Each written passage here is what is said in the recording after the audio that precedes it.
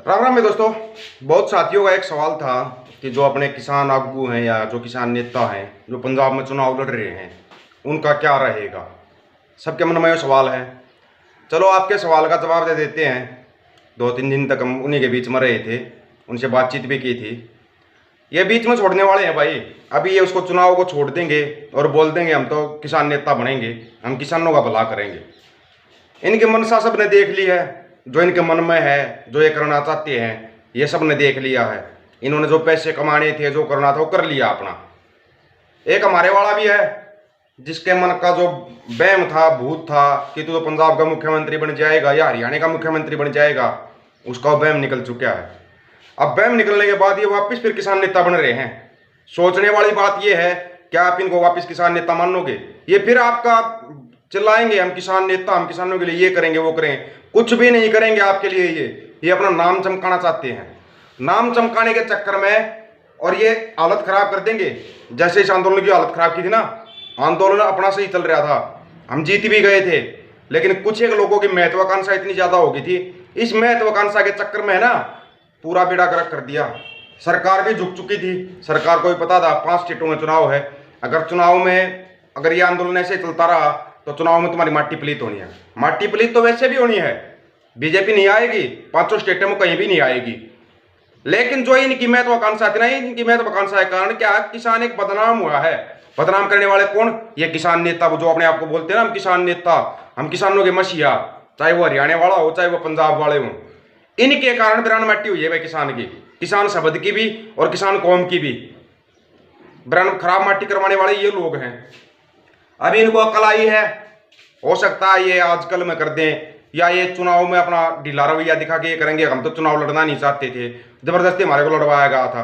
किसी ने जबरदस्ती नहीं लड़वाया। इनकी महत्वाकांक्षा हैवी हो गई थी। इनको ये लगा था कि तुम तो किसानों के इतने बड़े चेहरे हो गए हो कि पूरी दुनिया तुम्हारे को मानने की, जबकि पूरी दुनिया को पता था, सबको पता था ये लोग क्या करना चाह रहे हैं। और इनकी महत्वाकांक्षा लोगों के सामने आ गई थी। एक अपना बार बार जिक्र करना भी ठीक नहीं लगता। उसका बंदा भी मेरे से मिला था कि बहुत अच्छा इंसान है, ये है वो। कहीं अच्छा इंसान नहीं है। 2 बार पहले चुनाव लड़ चुका है, कभी कांग्रेस से कभी आम आदमी पार्टी से। इनके मन में क्या थी? इनके मन में एक वो थी कि इतना बड़ा आंदोलन हुआ, पूरी दुनिया में नाम हुआ है, तुम्हारा तो पता नहीं कहाँ पे नाम हो गया और तुम तो पता नहीं क्या बन जाओगे। ये कुछ भी नहीं बन पाएंगे और ना ये बनने के लायक हैं। लायक भी नहीं है ये। एक बंदा जिसका बार बार हमने भी नाम लिया था, वो बंदा आज भी ना राजनीति कर रहा है ना और कुछ कर रहा है। हालांकि उसकी अभी एक सोच है कि युवाओं को आगे लेके आना है। लेकिन युवा भी कैसे हैं? हमारे हरियाणा वाले तकरीबन सबको आप लोग जानते भी होंगे, उनको भी चुनाव लड़ना है।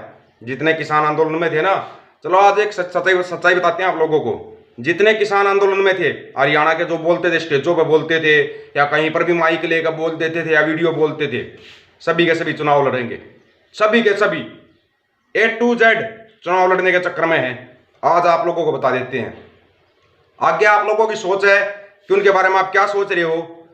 वो लोगों से पैसे लेने लग गया अभी से पहले रुपये लेते हैं लोगों से कि हम आपके ये मदद करेंगे वो मदद करेंगे। रुपये लेते हैं वो। इस चीज़ का शायद ही कुछ लोगों को पता होगा, कुछ को नहीं पता होगा, लेकिन वो पैसे लेते हैं। उनकी बहुत सी रिपोर्टें आ चुकी हैं अपने पास कि भाई वो ऐसे कर रहा है, पैसे ले रहा है, फलानी पार्टी से पैसे लिए, तगड़ी पार्टी से पैसे लिए। भाई वो उनका पार्टी वालों का काम है। पार्टी वाले क्या सोचते हैं उसके बारे में? वो समझ गया अपने आप को बहुत बड़े किसान नेता। छोटे छोटे छुट भैये जो चौप बोलते थे, माइको बोलते थे ना, छुट भैये, अपने आप को बहुत बड़ा किसान नेता साबित कर रहे हैं वो लोग। और वो आपके बीच में आएंगे, आप लोगों से भी पैसे लेंगे, पार्टियों से भी पैसे लेंगे। इनको अजीब धंधा बना रखा है यार। ये कौन सा धंधा बना रखा है ये बताओ पहले तो। ये धंधा कौन सा है? इस धंधे को छोड़ दो, अच्छा नहीं रहेगा। सबके बीच में नाम अगर लिए जाएंगे ना, फिर तुम रोओगे तुम, पहले बता रहे हैं। और इतना रोओगे, याद रखोगे। कोई भी आंदोलन करते हैं, कुछ भी करते हैं, चेहरा बन गया, पैसे लेने शुरू कर दिए। क्या सोच रहे हो?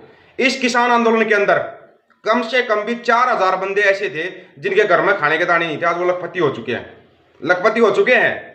कैसे, कहां से पैसे आए, कैसे आए, सोचने वाली बात नहीं है ये। सबको पता है पैसे कहां से आए हैं। यह सब पैसे का खेल था। लोगों ने अपना धंधा चलाया, धंधा बनाया और धंधा कामयाब भी हुआ।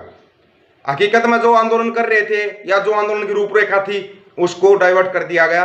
किसी की समझ में नहीं आया, फिर आंदोलन को तोड़ दिया गया।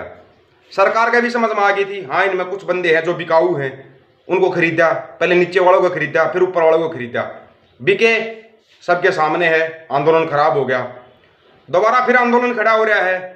लेकिन अब की बार आंदोलन ये ऐसा नहीं होगा जैसा आप सोच रहे हो।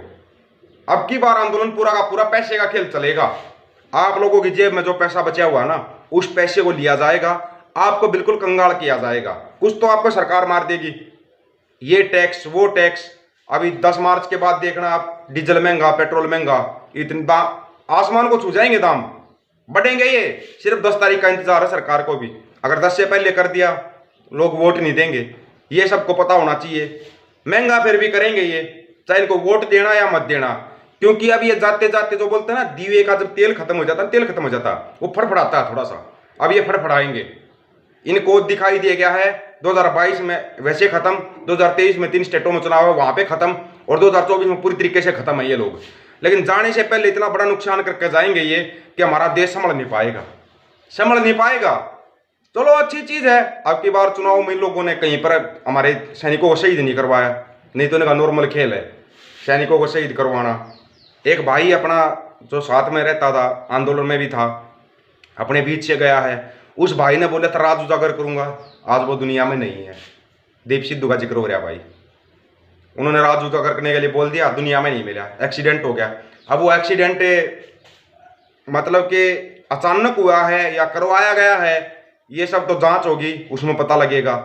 लेकिन कोई भी अगर इनके बारे में बोलता है ना कि मैं इनके ये राज उजागर कर दूंगा, वो दुनिया में नहीं मिलता, दुनिया में नहीं मिलता। वो जज लोया बन जाता है। जज लोया का आज तक नहीं पता लगा क्या हुआ था, ऐसे ही जज लोया बनते हैं लोग। अभी भी अगर आपकी समझ में नहीं आया है कि ये लोग कौन सा खूनी खेल खेलते हैं, तो आपकी समझ में कभी आएगा भी नहीं। क्योंकि थोड़ा बहुत अगर आपकी समझ में आने लगता है ना, तो बीच में आपके इतने बड़े बड़े नेता आ जाते हैं, आपकी समझ में नहीं आता किसकी मानने किसकी नहीं मानने। हकीकत ये बात है, सच्चाई जो बोलेगा ना वो अकेला रहेगा। हम भी अकेले रहते हैं, मिलते भी हैं, लोगों से उनकी बातें भी लेते हैं, लोग बोलते भी हैं कि भाई तू ऐसे मत बोलिया कर, ये बोलिया कर, वो बोलिया कर। ऐसा मेरे भाई बहुत कुछ होने वाला आप लोगों के साथ, आपकी समझ में भी नहीं आएगा। समझ में जब तक आप लोगों की समझ में आएगा ना कि हमारे साथ ये हो क्या रहा है, कहानी पलटी हो जाएगी, कहानी पलट जाएगी। आप लोग सोचना चाहते हो, नहीं सोचना चाहते, वो आपकी मर्जी है। आपको फिर आएंगे दोबारा, फिर लुटा जाएगा आपको, इमोशनल किया जाएगा आपको।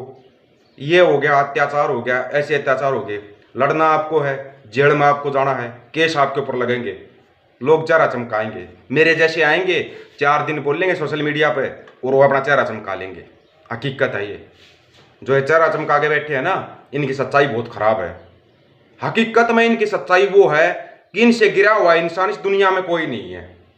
जो ये चेहरा चमकाने वाले अपने आप को मानते ना बहुत बड़े मसीहा हैं हम और कुछ हैं, इतने गिरे हुए लोग हैं ये, आपकी समझ में नहीं आएगा। अगर इनकी सच्चाई जानोगे ना, आप हैरान रह जाओगे, हैरान, और इतने परेशान हो जाओगे, आपकी समझ में नहीं आएगा करें तो करें क्या।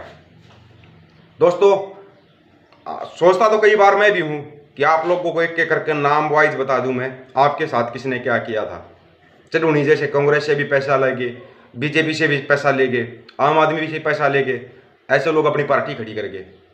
इस आंदोलन में बहुत कुछ होया है और आपके साथ तो इतना कुछ होया है कि आपको पता ही नहीं है। इसका नुकसान आपको आने वाले 10 साल के बाद पता लगेगा, आपका नुकसान कौन सा होया है। जब तक आपकी समझ में आएगा ना, लेट हो जाओगे। इतना ही कहना चाहता हूँ, इन लोगों से बचो, बचो अगर बच सकते हो तो। दोबारा फिर आ रहे हैं ये, फिर आपके मसीहा बनेंगे, फिर आपको ये दिखाएंगे हमारे से बड़ा कोई मसीहा नहीं है। बच जाने इन लोगों से। यह चैनल है भाई छोटा सा, ऑफिशियल दीपक फौजी के नाम से, इसको सब्सक्राइब कर लेना, वीडियो को शेयर कर देना। आज के बाद 1 महीने का टाइम दे रखा है मैंने इन लोगों को। 1 महीने के बाद नाम वाइज बता देंगे किसने कहाँ पे कितना पैसा खाया है। 1 महीने के बाद। राम राम भाई सभी को।